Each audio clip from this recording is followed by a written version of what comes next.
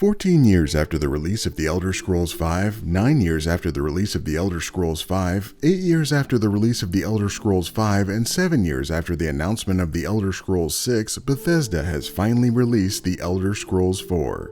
This remastered version of a 19-year-old game takes us back to Tamriel to revisit the central province of Cyrodiil and relive an adventure fresh out of the mid-2000s. You'll start out being blessed by a dozen majestic lines of dialogue performed by Sir Patrick Stewart in the minutes before he's murdered and never heard from again. Then you'll be free to venture into this higher definition, dynamically lit world of textures so crisp you'll think this 2-decade-old game is barely even a decade old. Now you'll be able to wander off in any direction to find mystery and magic with dungeons that actually feel like dungeons rather than just the long hallways that loop back on themselves from Skyrim, but also still give you that classic feeling of being lost in an endless maze of duplicated walls and doors.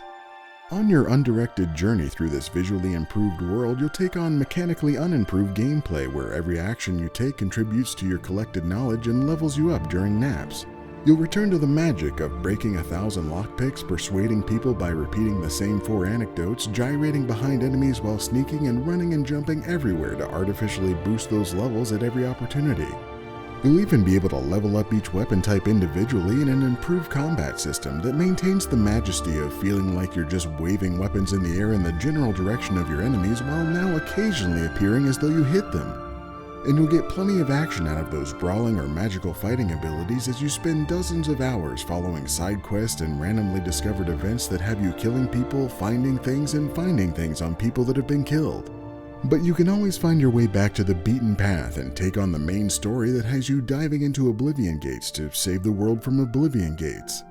Here you'll be slashing through Daedric monstrosities, climbing an evil-looking tower with a loading screen behind every door, and ripping the heart out of the center of it to permanently shut that shit down, leaving you to teleport back to the real world, realizing your retinas have been completely seared by the endless red-on-red color and lighting scheme you just endured. But you can take solace in the fact that there are only 59 more of these practically identical Oblivion greats for you to discover and destroy in this exciting RPG adventure that everyone forgot about when Skyrim released. The Elder Scrolls IV Oblivion, the disappointing follow-up to Morrowind remastered into nostalgia bait for people to retroactively decide was a masterpiece.